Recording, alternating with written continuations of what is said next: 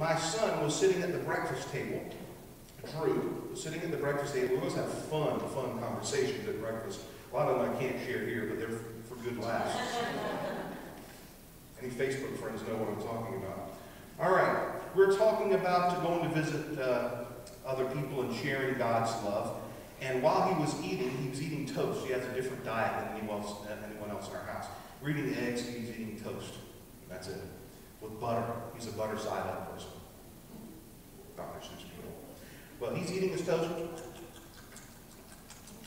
He eats it into the shape of a heart. And so my wife, Mandy, looks at him and says, "Hey, you chewed your toast into the shape of a heart. It reminds me of love, God's love. Are you going to share that? Are you going to share that your heart with other people?" And he said, "Mm-hmm. Who do you want to share your heart with?" "Mm-mm." And so we're sitting there talking to him, and we're like, "Oh, that's awesome. He's getting this. He's understanding. 5 years old. Oh, my son is a future pastor. Yes." And then she asked him, "Well, aren't you going to break your heart and share it with everybody else?" And he looks at her indignant and says, "No! If I break it apart, I don't have it anymore. Can't have your toast and eat it too."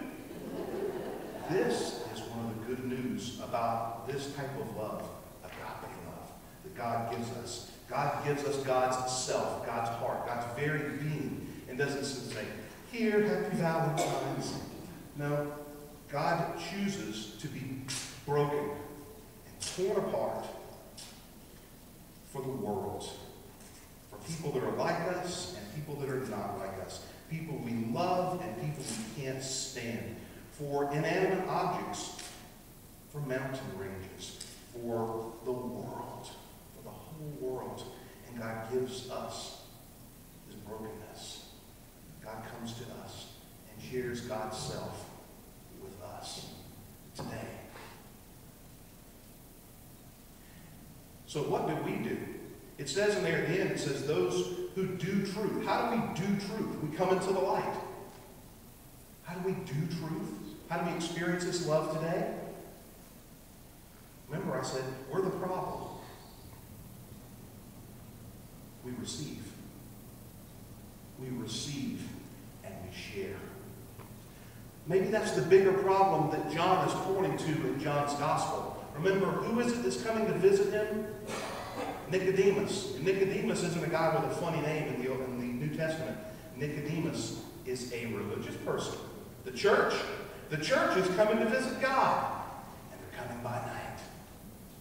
And God reminds the church again, God's people again, "I so love you that I give you myself." And we come and go to Jesus in darkness. But God says, live in the light. Live in the light. Share my word with other people. Don't just be receivers of my word. Share it. So we are bold and we trust in God when we share God's love with others. And then through that, God is taking you and me and the whole world and putting it all back together. All back together. Whoop, I dropped where I got started. God forgives me. God's putting it all back together through us and in us and with us. And we get to be partners with God. Check out 2 Corinthians chapter 5, verses 17 and 18. If anyone is in Christ, there is a new creation. Everything old has passed away. Behold, everything has become new. And God has given us the ministry of reconciliation. Go back to that word about being saved. What does it mean again? Also, not just being saved like in the sense when we die or if we accept Jesus. It means God is healing, taking all the brokenness and bringing it all back together. And we as God's people live in his light. We share that good news. We speak up. We speak out. And we share it. process, not a one-time event. And we get to live in that good news. May you be bold in sharing it, and let God's light and love touch the darkness that is within your heart today, so that God can use you to touch the darkness and hurt and anger and pain and brokenness that's in your neighbor, in your family, within your friends,